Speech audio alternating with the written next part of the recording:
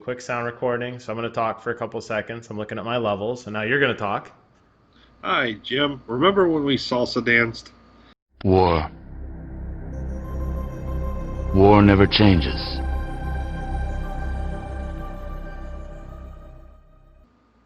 All right, and we are live. Welcome to War Never Changes, episode number 12. Can you believe it's been 12 episodes? A wonderful co-host of mine, Mr. Phil.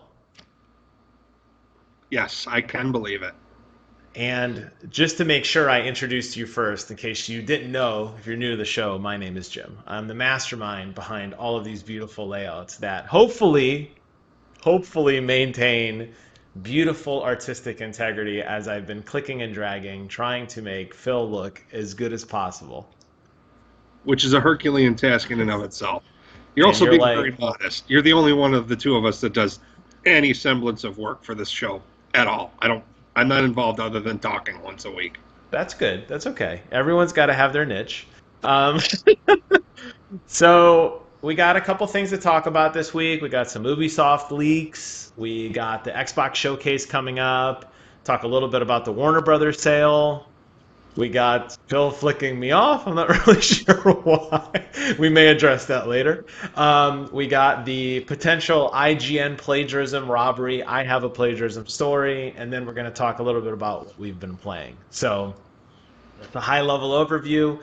The time links for everything will be in the show notes at the bottom. So you could click on a button and fast forward directly to hearing me shit all over Grand Theft Auto 5. Or if you want to hear about the Warner Brothers sale, there's plenty of that too. And this light is like way too bright. Look, everyone, it's Jim's ass. Well, the sun was coming and it was just like, my left eye is like already blind anyway, so I don't need any more of that. So trust me, I did everyone a favor. All right, let's go ahead and get started with Ubisoft. I want to talk about Ubisoft Forward coming up this week and the Ubisoft leaks. Now, I think it was last week maybe we talked about, or 2 weeks ago. They all blend together, Phil, about gods and monsters and how weird of a game that was shaping up to be. It was This like 3 week, weeks ago. okay, maybe, yeah. My It was whole a while ago. semblance of time is totally broken. I'm constantly like people at work, and I'm telling people things, and they're like, I'm like, yeah, a couple months ago. And they're like, that was yesterday, and I'm like, oh, sorry. So I have no semblance of time other than I know this is episode 12, and we got a 30-minute gameplay leak of Assassin's Creed Valhalla, and I want to start there. Did you get a chance to watch any of this? No, I was so busy that day. Anytime I went to click on anything, it had been removed. Yeah, it's weird. Like people are finding ways to keep it going. I can tell you, I watched it almost in its entirety. I was very surprised at how little innovation this game had from Assassin's Creed Odyssey. Go ahead. You're surprised that Ubisoft didn't innovate something? One of my favorite quotes from you in a previous episode, I'm not even going to try to guess the episode, was when you said that whenever Ubisoft shits out the next Far Cry, I'm going to be first in line to buy it. And as I was watching this, I was thinking of you saying that, and I was like, wow, this guy has this company pegged. And you're right. Ubisoft definitely likes to reuse their assets significantly. You've probably noticed on pretty much every Far Cry since Far Cry 2, you know where you can jump because they have these like ropes hanging from like a wooden beam. There's like a rope. I don't know if you've seen this or not. It's in every Assassin's Creed. It's in every Far Cry game, and it's so hysterical how they try to disguise it, but it's very clearly there. Yeah.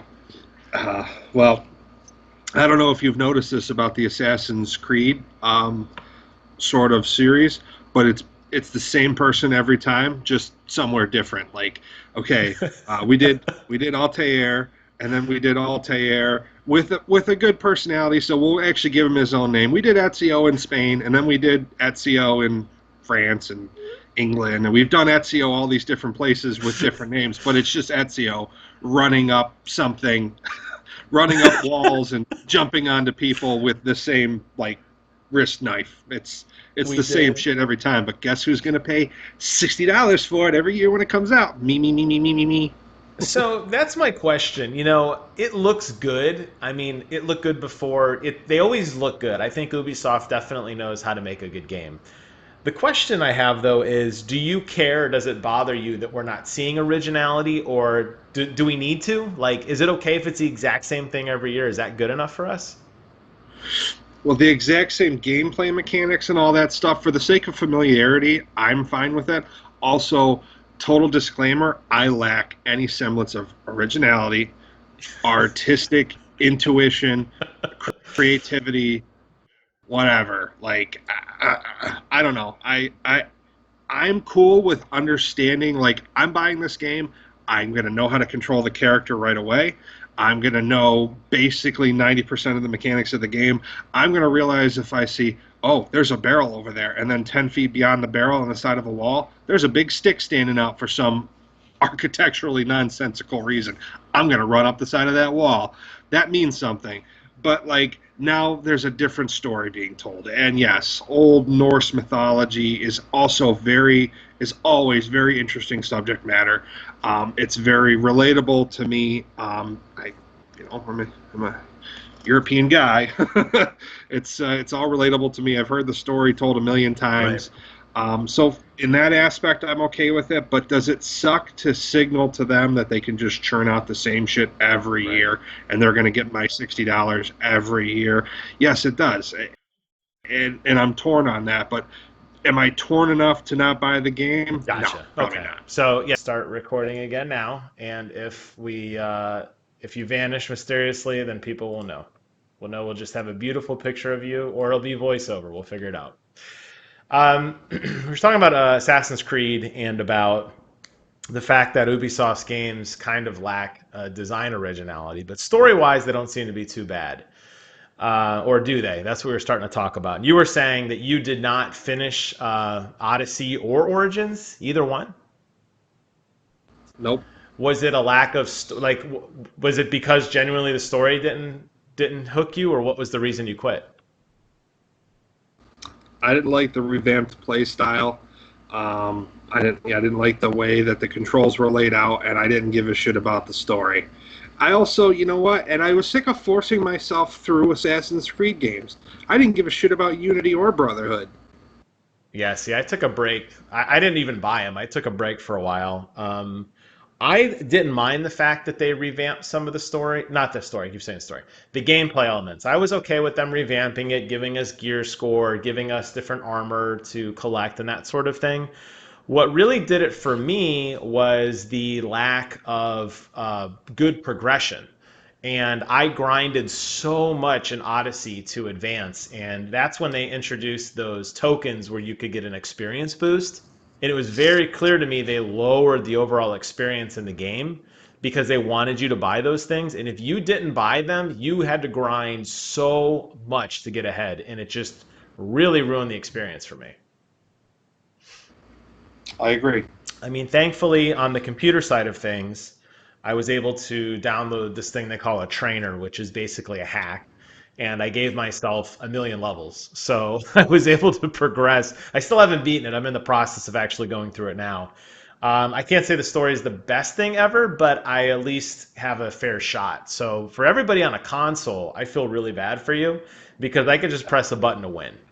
And I don't want to do that. I want to enjoy it. I mean, I sank hundreds of hours into Assassin's Creed 2, basically anything with Ezio, I loved. And then after that, I don't know. It seems like they kind of lost their way.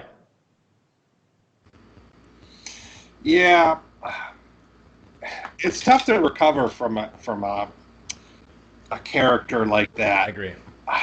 I would have struggled with it too because, their plan to have Assassin's Creed cover multiple characters over multiple generations, but I feel like Yeah. people got stuck on Ezio Auditore di Firenze. He's just such a lovable guy with a great story to tell, and I don't know. And then we moved on to Connor, and it's like Connor was kind of weak, and then we had at some point in there we had Edward Kenway, and I thought when we got Edward Kenway in Black Flag, I Right. thought this is the rebirth of the franchise because I played the shit out of that game. I still love it to this day. I probably replay it once every year or two, and I love it every time I do it.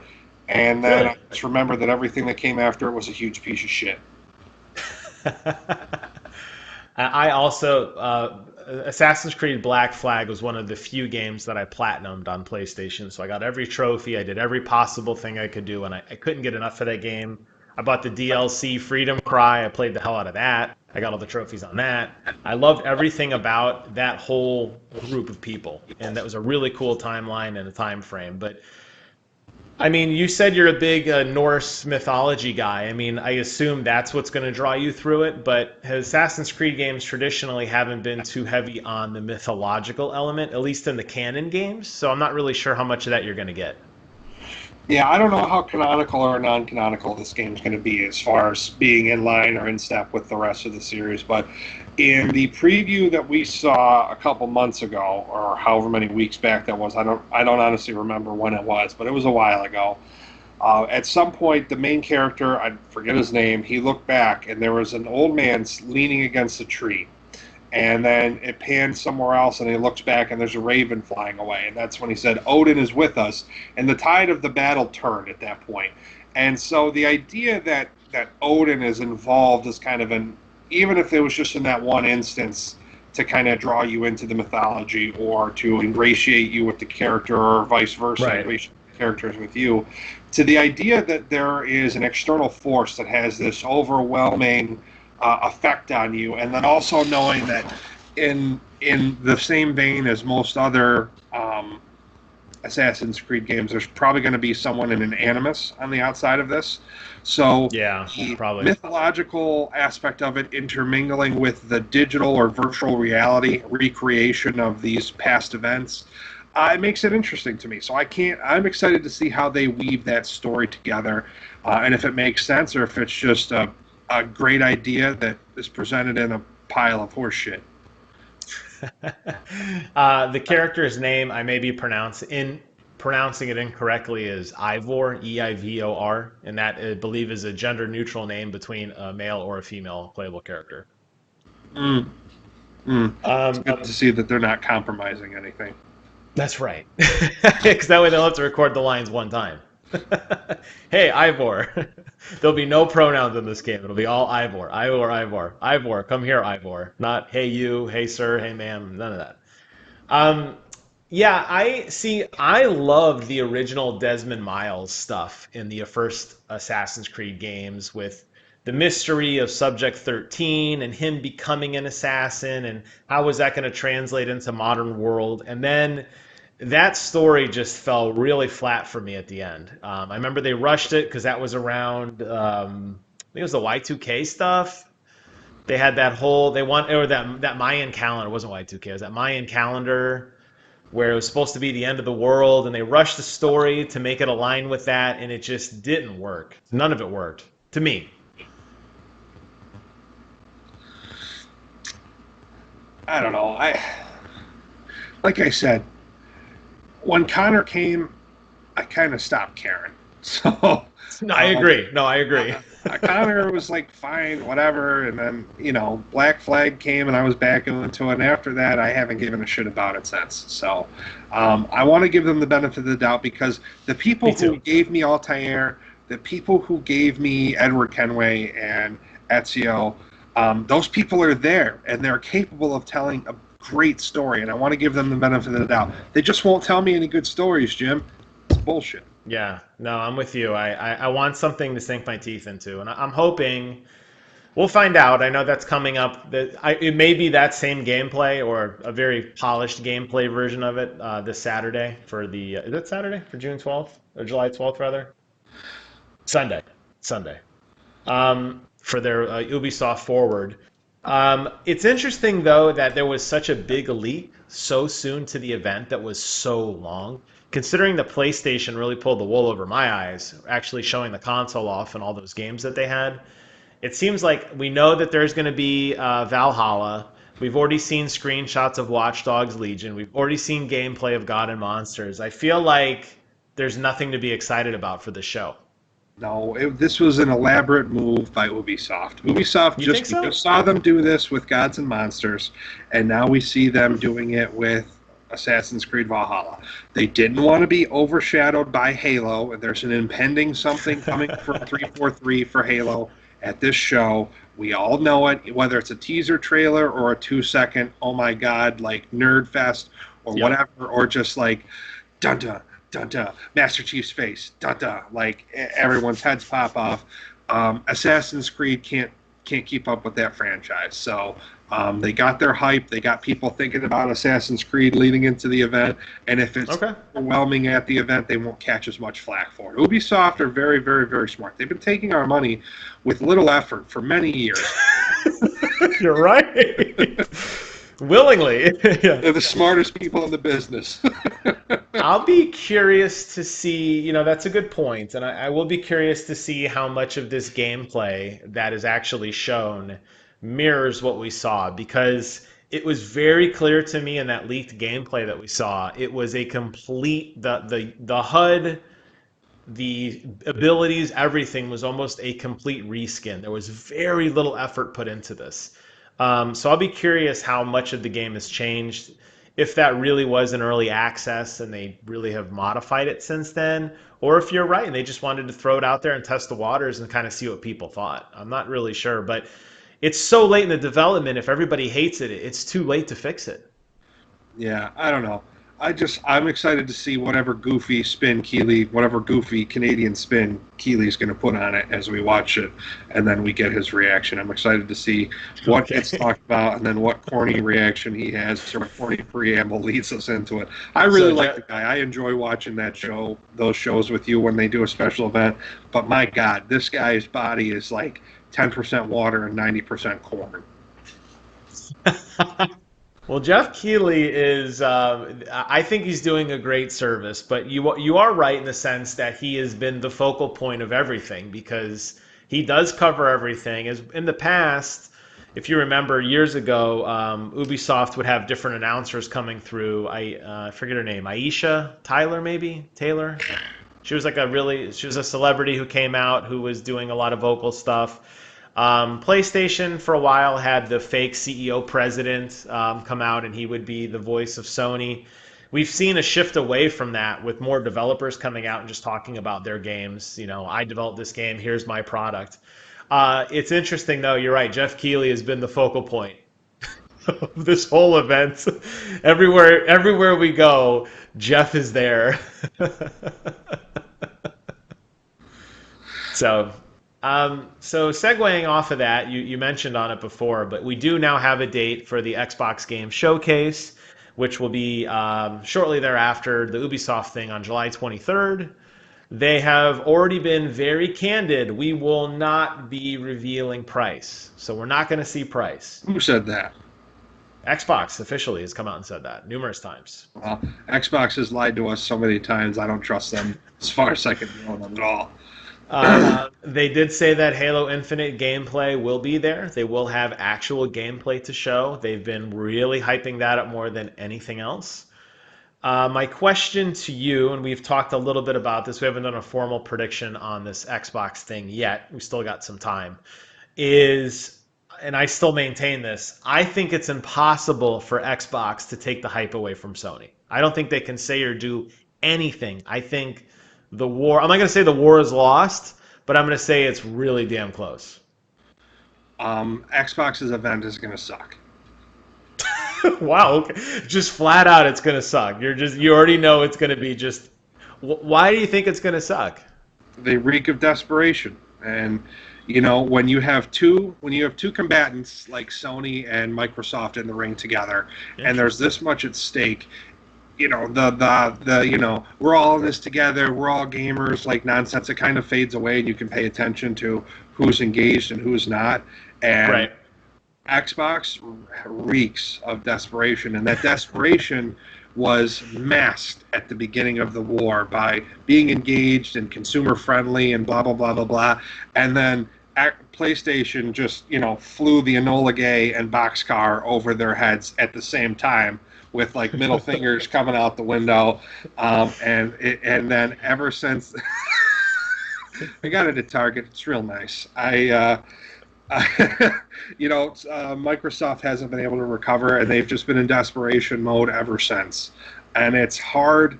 Man. It's hard to garner. It's hard to get clout or to have people take you seriously when they can smell the stank on you, the stank of defeat and the stank of desperation. And whatever 343 has, that's fantastic. And I'm probably gonna jizz my pants just like everyone else over Halo. But everything else, hey, whatever it is, it's gonna be boring and corny, and it's gonna suck.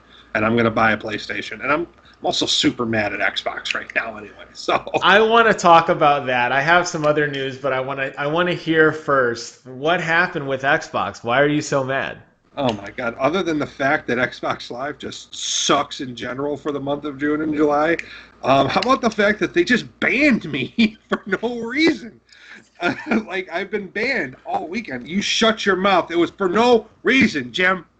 I vaguely recall you saying you were quiet for a couple seconds. You were very animated and then you were silent, which told me you were doing something else. And I know what you were doing. You were recording a nasty message and you got reported.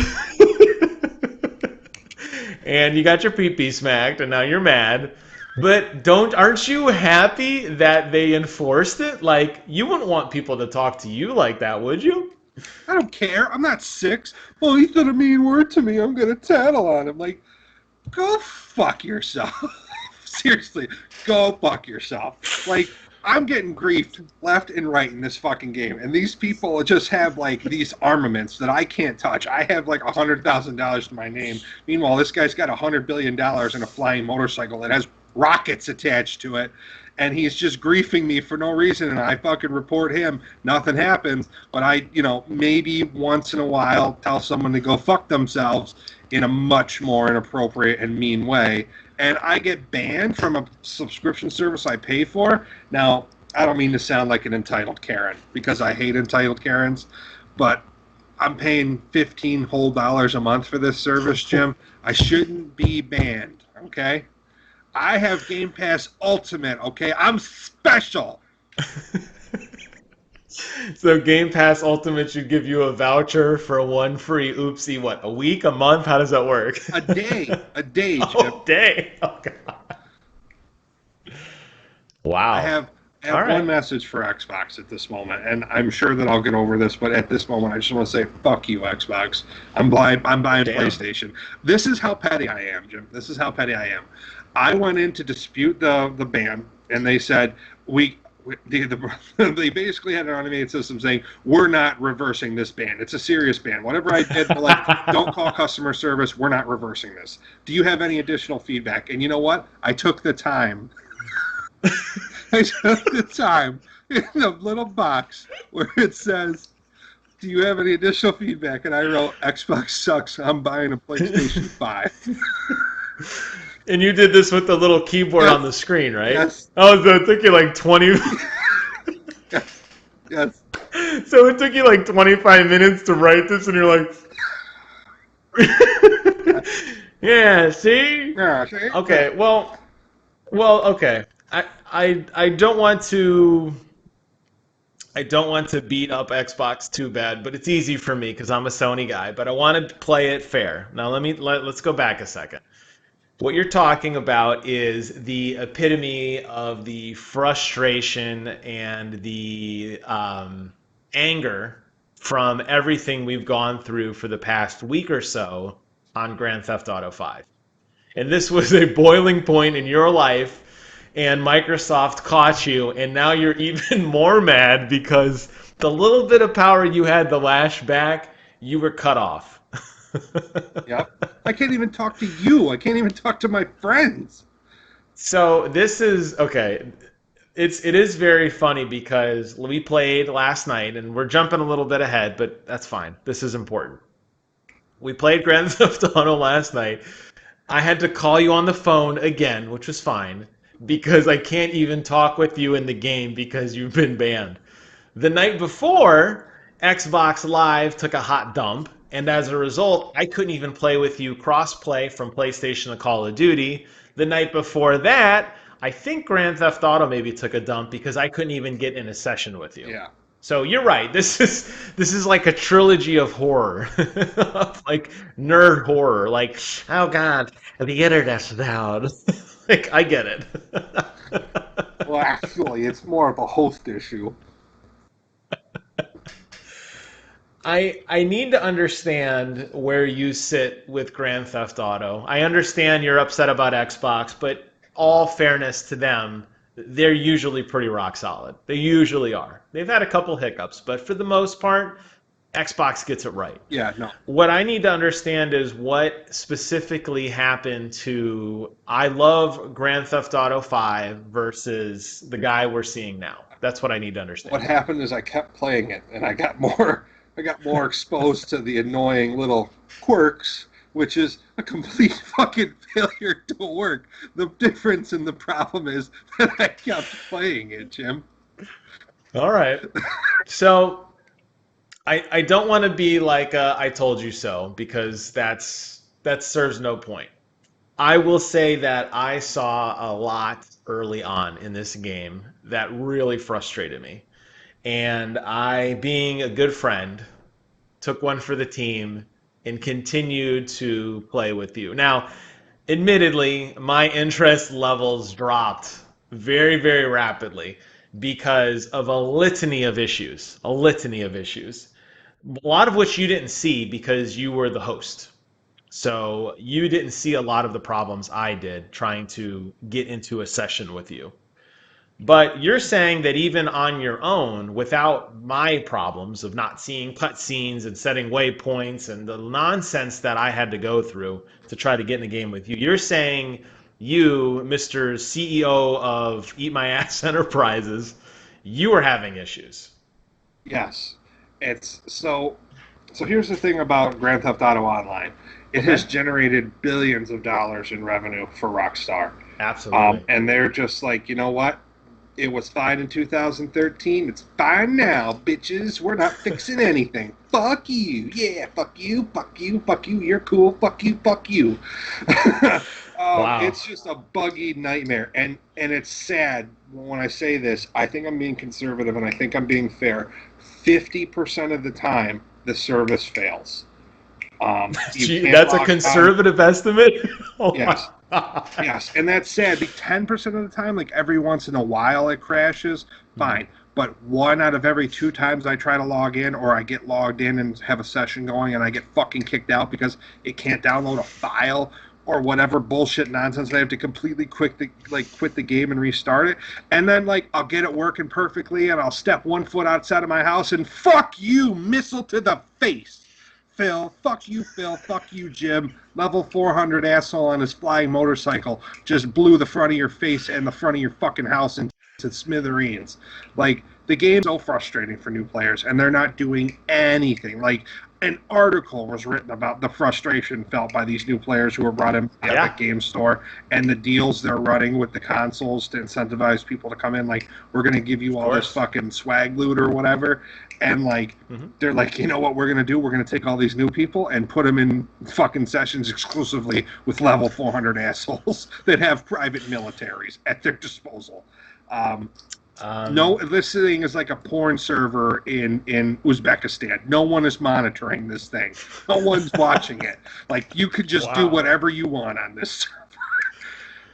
Jesus. So Call of Duty was actually found guilty of doing that, of basically exploiting people by putting them in matches with people who had bought DLC in an effort to incentivize people who didn't have it to buy it.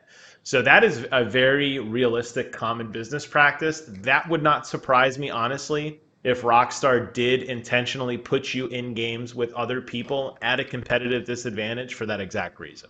And that would not surprise me.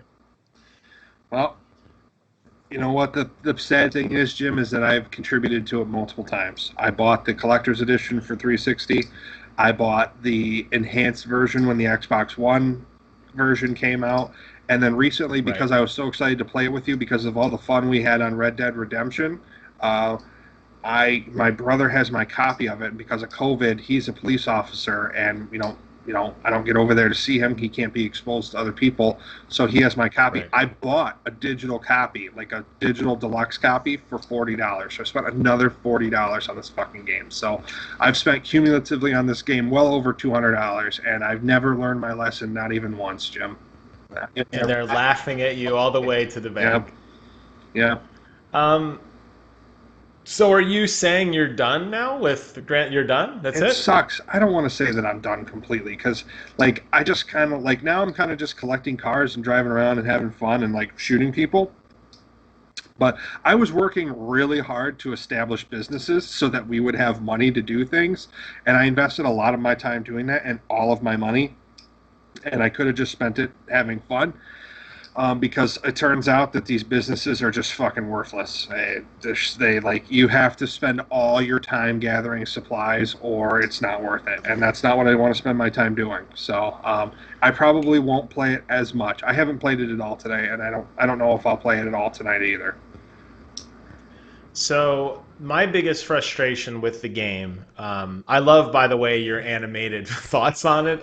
I feel bad for you because I really do care about you and I love you, but it's funny at the same time to watch a guy who's losing his mind screaming like, yeah, like King Kong. Like I'm waiting for you to go downstairs and like flip a couch or something. I don't know what's gonna happen. So keep the camera rolling, man. But I'll tell you what. All kidding aside, I after last night. So last night ended very hastily and abruptly.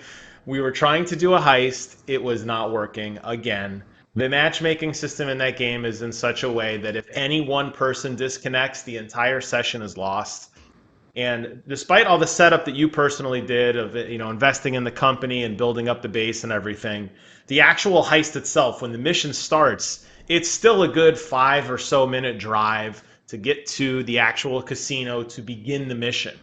And it's a lot of preparation for any one person to just throw a wrench in the works and kill it instantly. Yeah.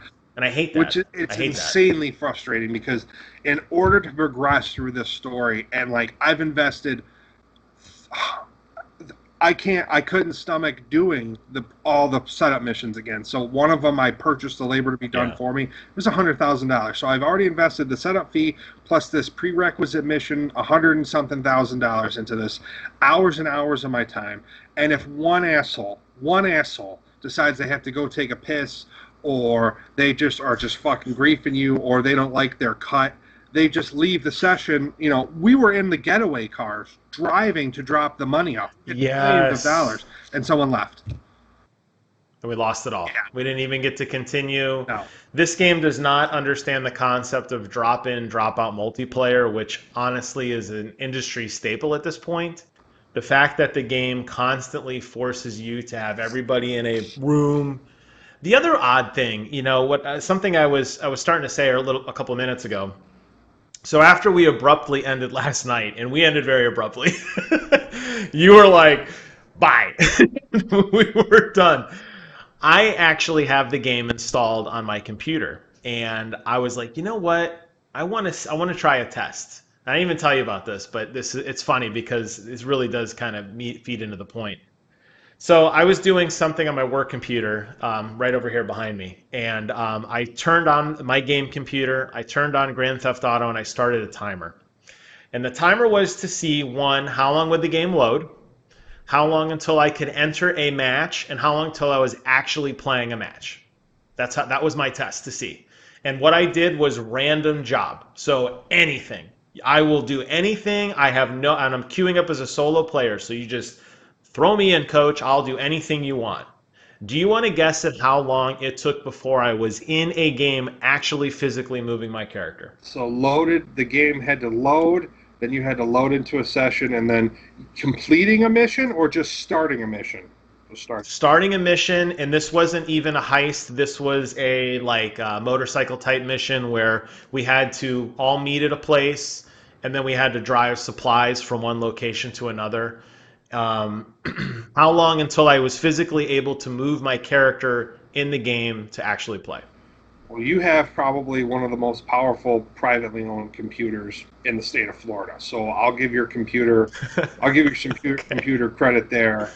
It might have forwarded the process up a little bit, but I'll still take a conservative guess at 16 minutes. It was 23 minutes and 9 seconds. 23 minutes and 9 seconds.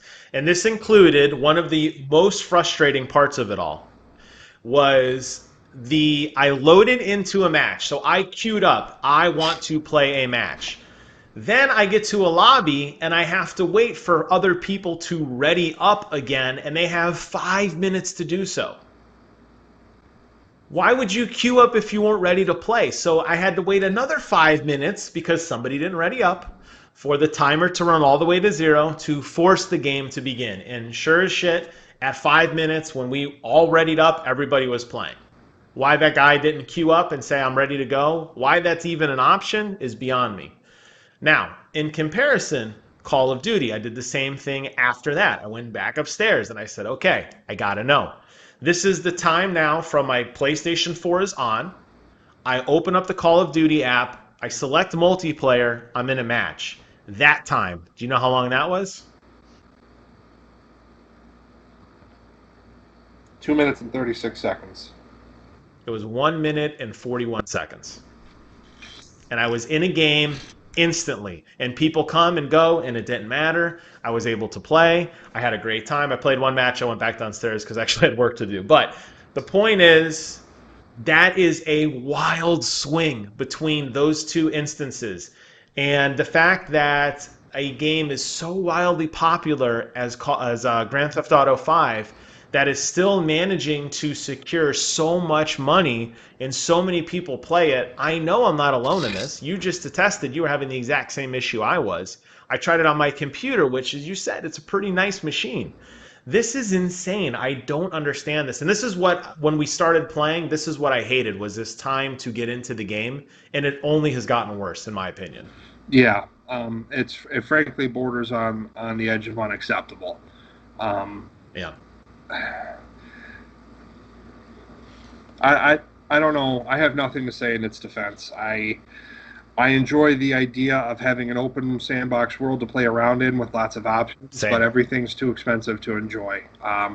Getting money, if I was free to get money independent of other people and I could make my own future, that's fine. But the only way for me to do that is through microtransactions. Everything else, I have to trust some asshole 6-year-old that shouldn't even be on the server to do the responsible and mature thing, which is to see the mission through to the end and hopefully do it properly. And it's just it's a deeply flawed and broken system, but because it appeals to 6-year-olds and 10-year-olds and 12-year-olds who just want to behave badly in this open box world and blow shit up and steal cars, they're going to keep making a Yeah. ton of money, and it's sad. But if they're comfortable with that, then it is what it is. And I don't know. I don't know how we get back to this with different developers. It seems like every week that are just knowingly putting out a bad product, and they don't give a shit about it because they're making a ton of money. And we keep bitching about it, but then I know I'm going to go buy Grand Theft Auto 6 because I'm a fan of the franchise and I followed it literally my entire life. I, I don't know. I'm at a loss for words. I'm frustrated. I don't know what we can do to help change the industry for the better. We're vocal, we're doing this, but this is going to be heard, maybe in 10 years when this show is super popular and has been popular for a while. People will look back to these videos and it'll have some effect on their brain. But until then, 6 people are going to see it. So, and I can guarantee you, of those 6 people, none of them are going to be rock star executives. So. That's I understand what you're saying, and I share the frustration. I mean, I've been doing YouTube for a very long time prior to us doing the show together, and I'm not saying I'm an advocate for everything, and there's definitely stuff I buy, and I'm a shill on certain things, just as everyone else is. But I do agree with you. It is frustrating to see kind of where some of these flaws are and realize how bad it is, and the fact that they didn't give the foresight to think, hey, look, maybe just 2 people want to do this mission. Let's scale it such that it's a challenge for 2 people, as a lot of other games have done. I mean, this is not an uncommon thing. I mean, I played Diablo 2 with my wife for years back when we were still dating in college. And you could play the whole game by yourself, or when you played with a friend, the enemy monster scaled enough so that it was a challenge for two people, and you could scale it for a third person and a fourth person up to eight people. And they could come in and leave just no problem. So that's not a foreign concept, but for whatever reason, maybe you're right. Maybe it's just the greed aspect of more microtransactions, knowing that there's going to be a younger audience who's interested in this stuff. You ultimately have this problem, and it sucks. I mean, that's 30 minutes to get into a game is that's sometimes that's all people have to play. It's Yeah. 30 minutes, you know? Yeah. It also hinges over, and if you really want to read into it, it hinges over into a dark place, which is, illicit gambling. You can pay Yeah. you can pay real money to get into. You can pay real money to get fake money in the game, and then go to a casino and gamble it. And there's no tangible difference between that and a No. regulated online poker room where you can lose real money. And you can buy in increments of $100 at a time, which is like a high stakes poker table or a high stakes blackjack table. And I bet you the Yeah. odds are fairly similar. And this is a video game, so it's not regulated. It's just a micro feature of a very large game, but they're actively and knowingly preying on people's addictions, and it's all for the sake of profit. And it's stuff like that. When I think about it, like, damn, Rockstar, you really don't give a shit about your consumer at all, do you? And I know it's probably wasn't their upfront intention, but they're definitely reaping the benefits of it. Yeah, that's been an issue with a lot of other games as well. And just the whole loot box controversy isn't just the frustration that you paid for something once, you shouldn't have to pay for it again. There's definitely that gambling aspect. And in certain countries, they have passed legislation that it's not allowed to happen anymore. Star Wars Battlefront 2 is a perfect example. That's when EA came out and they testified in front of Congress. I don't know if you remember that. EA executives were called on the board to explain why is there gambling in your game, and they said it was what they called a surprise mechanic. It wasn't a gamble, so they were trying to lawyer it up and play a different word. Ultimately, the public relations office, I think, realized that people were having a field day with them, and they've since removed all microtransactions. And to their credit, their last few games have not had them. That said, you're right, and there's a lot of games that happens. We were going to talk briefly about. We jumped around a little bit, but I had to hear your hate on this game because I could tell you. Oh, you're going to sleep well tonight, my friend. I know you got a lot out. You're crying to pillow. You're going to be fine. I promise. But I'll tell you, I was a big fan of Shadow of Mordor, and that was the Lord of the Rings sequel under the Warner Brothers umbrella. That game forced you essentially at launch to pay microtransactions because the final boss, the true ending, was gated behind over 100 hours of grinding. So they said, hey, for $10, you could buy an army and see the real ending. So this is not uncommon just to Rockstar, I guess is my point. We see this a lot. Yeah, well, we're talking. It's an overarching feature across the board. You have Bethesda that does it. You have Rockstar that Yeah. does it. Ubisoft. Everyone does it. I know that it's not exclusive to Rockstar, but we were talking about Rockstar, and I found the whole paying real money to get fake money to spend at a casino, to buy tokens at a casino to gamble. I feel like that's knowingly preying on someone's addiction, and it goes beyond just like the moral quandary of microtransactions and pay to win. I think that arches over into something darker and more dangerous, and I'm sure that the audience that's there utilizing it in that way is not massive. But Yeah. to even prey on a single person's addiction through a conduit that should be purely for entertainment and fun, like a video game. Like, I realize that Right. video games are inherently not pure, but I try to think about them and cast my opinions of them in that light. Like, this is my escape from reality. This is my decompression. This is my de-stress. This is not a this is not somewhere where I'm going to go and harbor, an addiction or feed an addiction. And Right. inadvertently, purposely doing that, and that's something that bothers me. And it's kind of like a moral question: do I want to continue to actively contribute to it with GTA Online? Yeah, no, I understand. I mean, I've always taken the approach that I just don't invest in that, and really, outside of Battle Pass for the Call of Duty Season 3, I typically don't invest a lot in any of that kind of season pass, battle pass stuff. I definitely don't do any kind of microtransactions in terms of gambling or any of that stuff. And I've never been swayed, maybe because I'm an older guy and I'm past that. I don't know. I don't feel that peer pressure anymore. I buy what I want and I don't worry about it. I don't mind the cosmetic aspect of stuff. If you want to spend money on looking like Ghost in Modern Warfare, if you want to pay extra so that your power armor in Fallout 76 is red, white, and blue and mine's just boring gunmetal gray, I'm fine with that. But it's when you get the competitive advantage, whether it's in Ubisoft allowing you to, that's not competitive, but when it really impacts the game mechanics, I'll say that Ubisoft forcefully putting lots of progression gates in your way so that you could pay your way through it.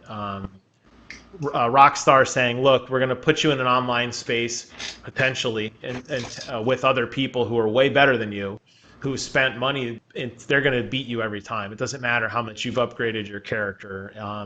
Fallout 76 even started with it saying initially it was cosmetic, and that's not true anymore. You can buy repair kits, you can buy legendary guns now. It's anything goes. So you're right. It's the biggest wallet wins, and that's just it. Really does take away from the pure intention of what like competitive multiplayer used to be. I do agree with you, and it sucks.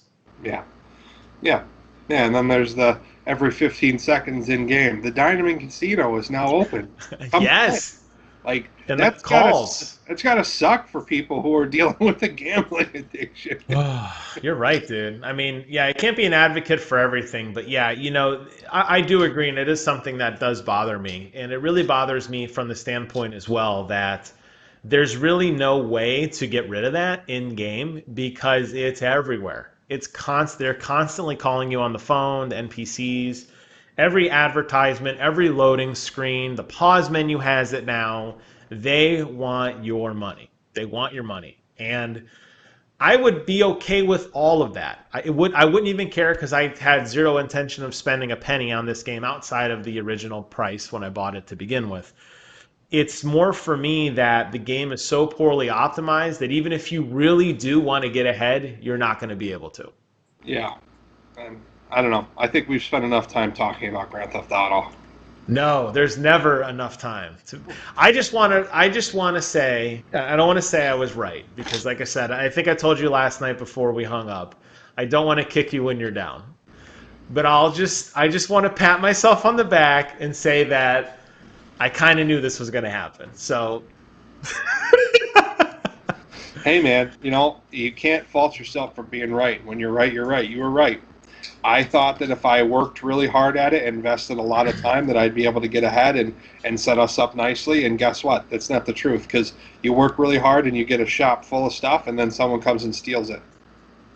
yeah, that was what was so cool is this really does now drive my desire for a good motorcycle gang game. I mean, Sons of Anarchy, one of my absolute favorite TV shows of all time. I love it. I've watched the entire show probably 4 times.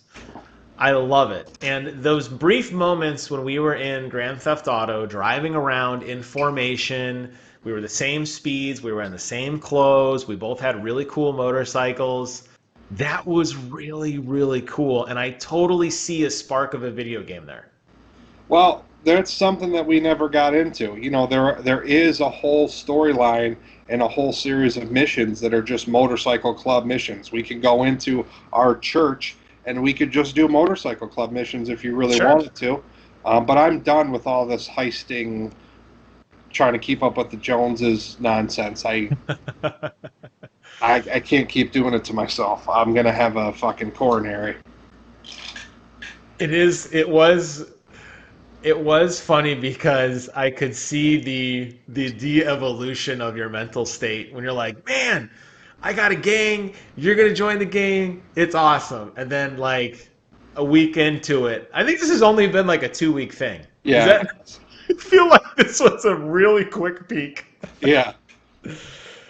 Okay. So last thing, since your blood's boiling, we talked a little bit about it at the beginning, and I wanted to come back to it. It's kind of a news story. Was you sent me an article via text the other day about crooked ass IGN up to no good again. Fucking bastards. So the article basically was about IGN, some lazy person at IGN, but you know how this works. The company's got to take the fall. Basically going online and finding videos of some other guy's gameplay and then cropping out his logo and claiming it as their own. And the guy figured it out and he's like, "What the hell?" And they're like, "Oh, sorry, we didn't mean to do that." Sorry.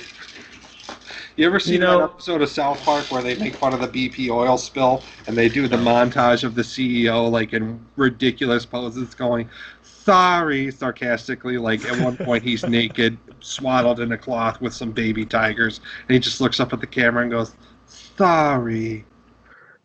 Unfortunately, this has happened before to IGN specifically, and they did fire the guy. I can't recall his name, but he was the guy who was plagiarizing articles, basically word for word from another site, and they did find out. They reported him, and he did admit wrongdoing, and they did fire him.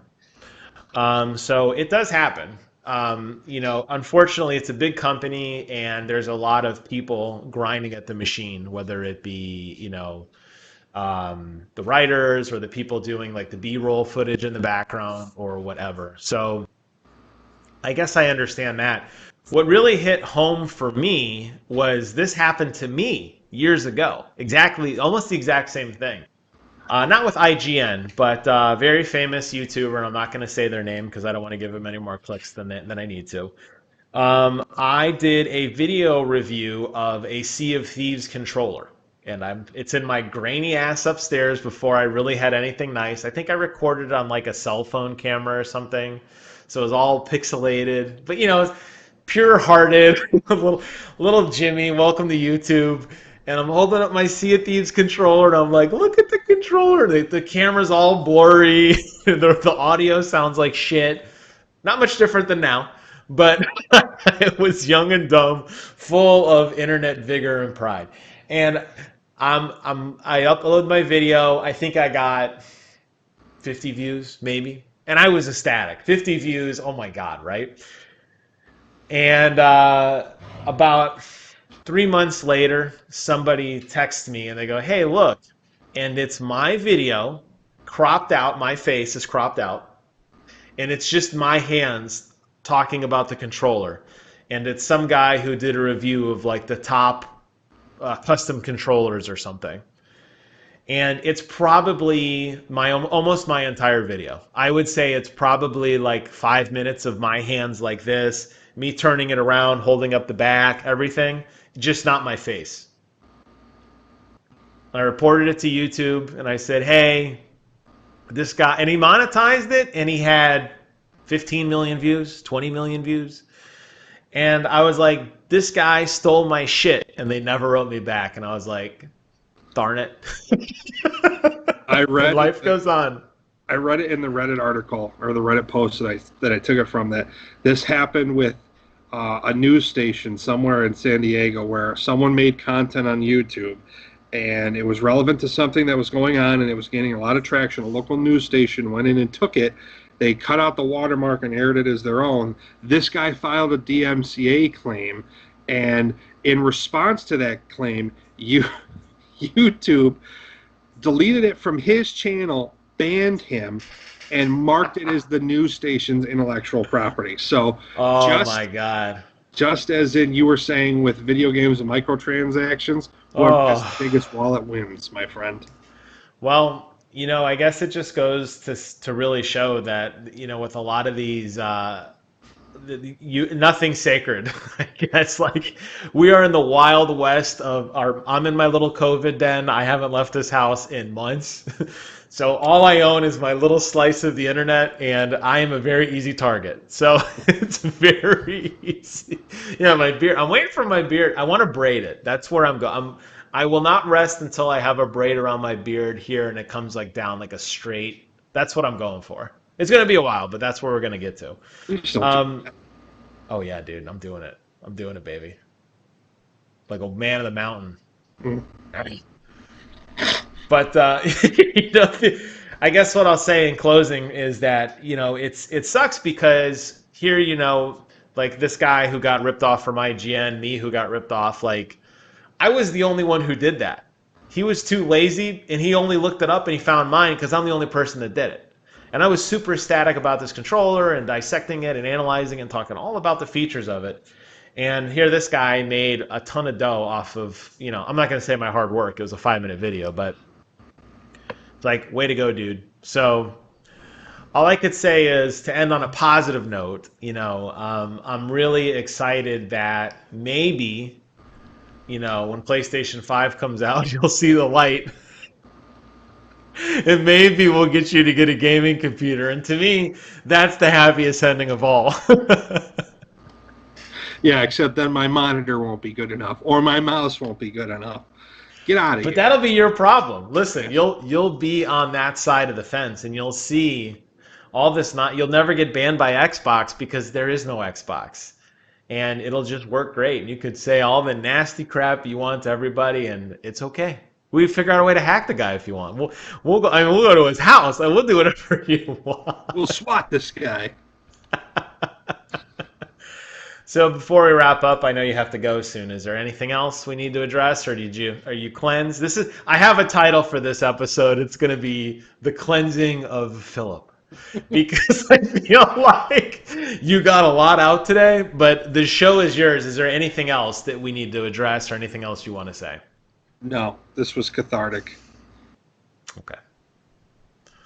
So we're going to let you do the great send-offs that you do, and that's it for me. So thank you guys for watching, and over to you, Phil. So, it's been a good show. Thanks for watching. And much like corporate greed, griefing, and the failure to work or launch of Rockstar's Grand Theft Auto 5 Online, war also never changes.